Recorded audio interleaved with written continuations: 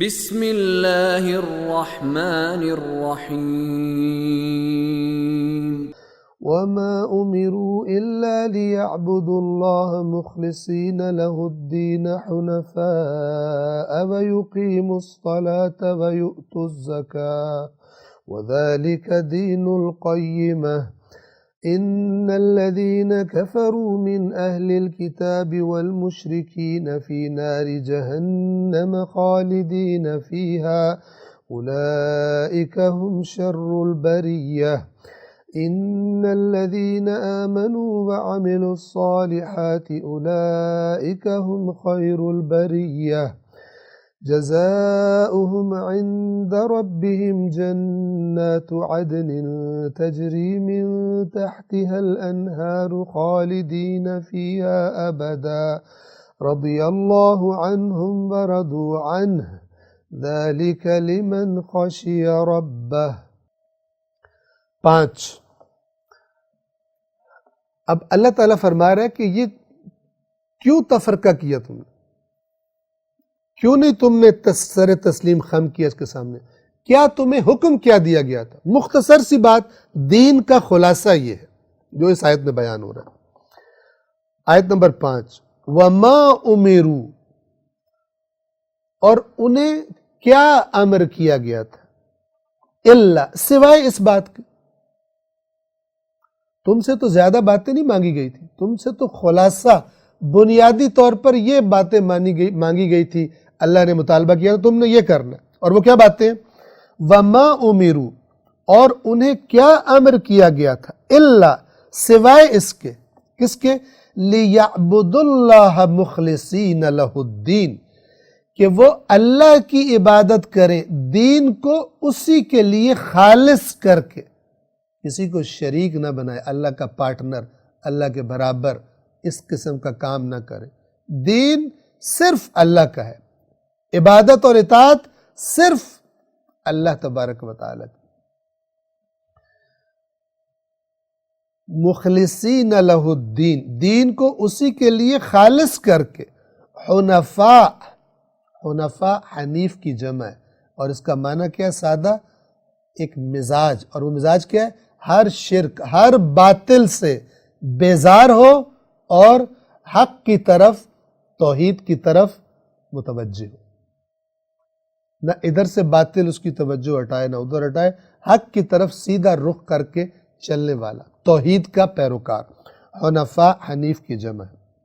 بس ایک کام یہ، دین کو خالص کر کے اللہ کی عبادت کرنا، ہر باطل سے بیزار، شرک سے بیزار، حق کی طرف متوجہ، توحید کی طرف متوجہ، اور اس کے بعد کیا؟ یہ ظاہر کہاں پر ہوگا؟ اس کا ثبوت کیا ہے؟ وَيُقِيمُ الصَّلَاةَ وَيُؤْتُ الزَّكَاةَ، اور انہیں کیا حکم دیا گیا تھا؟ دوسرا حکم کیا تھا؟ نماز قائم کریں اور زکوٰۃ ادا کریں، یعنی اللہ کی عبادت اپنے بدن سے کریں اور اپنے مال سے کریں، نماز قائم کریں، زکوٰۃ ادا کریں۔ یہ بنیادی ترین چیزیں ہیں کہ جو عملی طور پر ثبوت فراہم کرتی ہیں کہ یہ جس عقیدے کا دعویٰ کر رہا ہے، جس چیز پر ایمان کا دعویٰ کرتا ہے، یہ ہے بھی یا نہیں ہے۔ وَذَلِكَ دِينُ الْقَيِّمَةِ، اور یہ ہے دین قیمہ، قائم اور استوار اور محکم دین، یہ وہ دین ہے۔ حالانکہ انہیں تو صرف یہ حکم دیا گیا تھا کہ وہ یکسو ہو کر دین کو اس کے لیے، یعنی اللہ کے لیے خالص رکھتے ہوئے صرف اللہ کی عبادت کرے اور نماز قائم کرے اور زکوٰۃ ادا کرے، اور یہی مستحکم دین ہے۔ یہاں تک بات واضح ہو گئی۔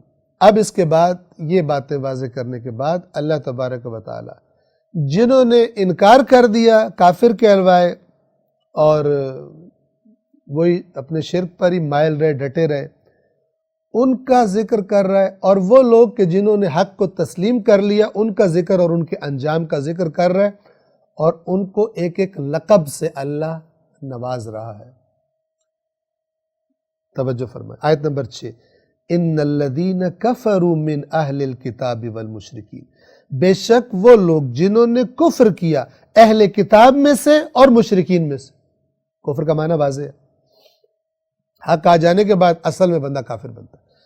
بے شک وہ لوگ جنہوں نے کفر اختیار کیا اہل کتاب میں سے اور مشرکین میں سے، فی نار جہنم خالدین فیہا، وہ جہنم کی آگ میں جائیں گے، ہمیشہ اس میں رہیں گے. اولئک ہم شر البریہ، یہی لوگ مخلوقات میں سے بدترین ہیں.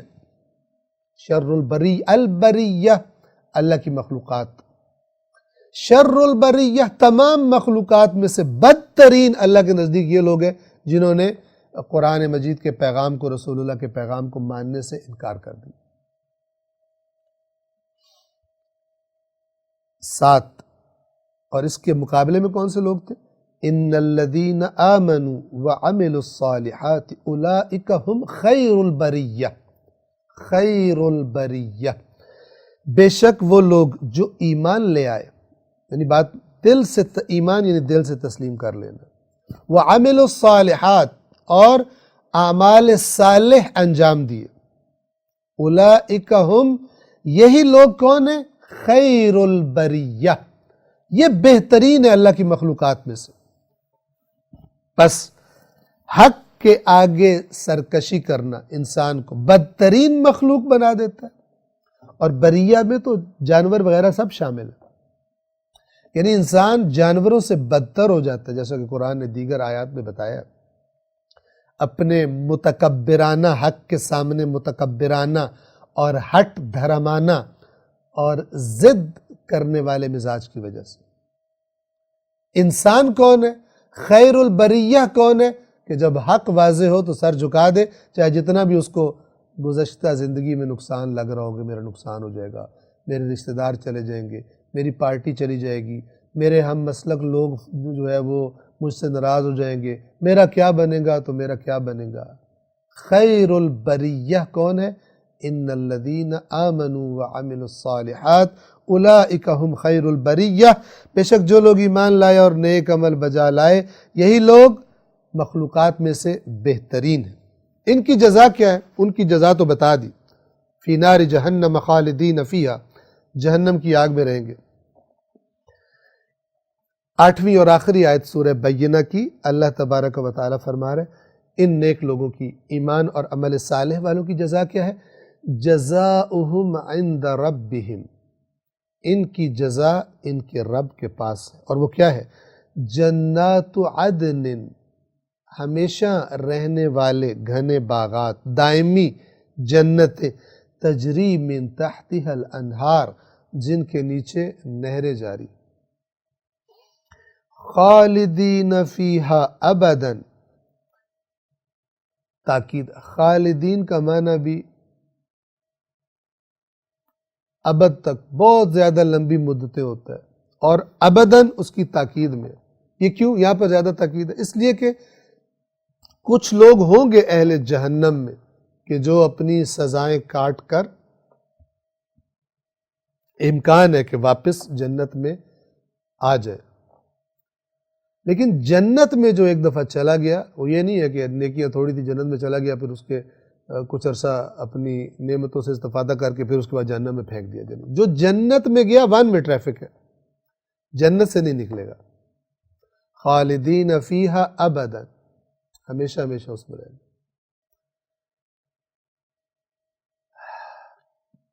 اور کیفیت کیا ہوگی؟ رضی اللہ عنہم، اللہ ان سے راضی ہو گیا، تبھی تو جنت میں گئے. وَرَضُوا عَنْهُ، اور وہ اللہ سے راضی ہو گئے. وہ کیسے راضی نہ ہو؟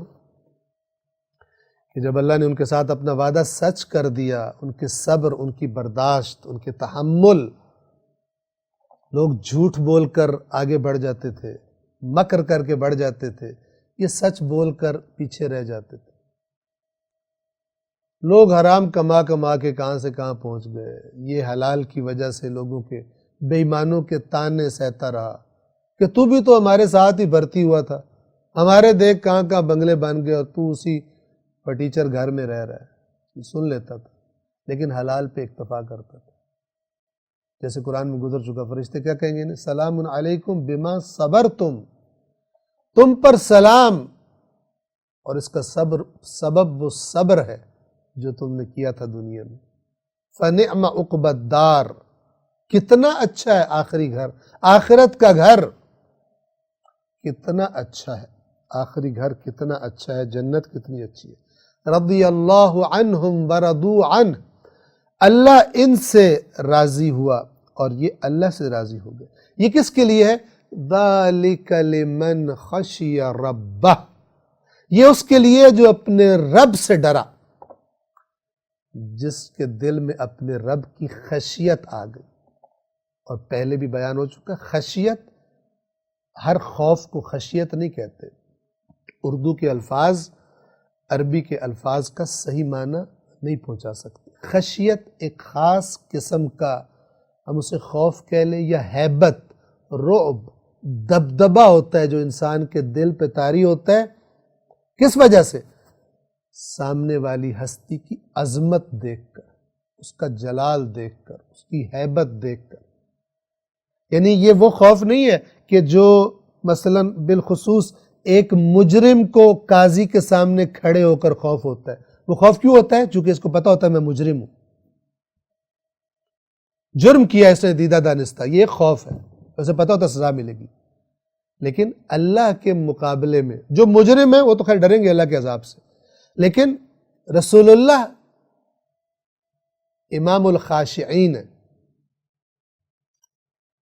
اس معنی میں، یعنی خشیت کرنے والوں کے امام ہیں، ڈرتے ہیں، کانپتے ہیں۔ مولا علی روتے ہیں، گڑ گڑاتے ہیں، تڑپتے ہیں زمین پہ گر کر۔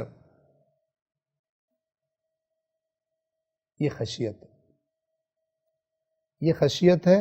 ذالک لمن خشی ربہ، اللہ سے وہ راضی ہیں اور وہ اللہ سے راضی، یہ کس کے لیے ہے؟ یہ ابدی اجر کس کے لیے؟ ذالک لمن خشی ربہ، یہ اس کے لیے کہ جو اپنے رب کی خشیت رکھتا ہے، یعنی اس پر خدا کی معرفت اس کو ہوتی جا رہی ہے، اور جیسے جیسے عظمت پروردگار کا علم ہوتا جا رہا ہے اس کو، ایسے ایسے اس کا رعب، اس کی ہیبت، اس کا جلال اس کے دل پر چھاتا جاتا ہے، اور وہ عاجزی اور انکساری کے اظہار کے سوا کوئی اپنا چارہ نہیں دیکھتا اللہ تبارک و تعالیٰ کی بارگاہ میں اور اس رب وحدہ لا شریک کے حضور میں۔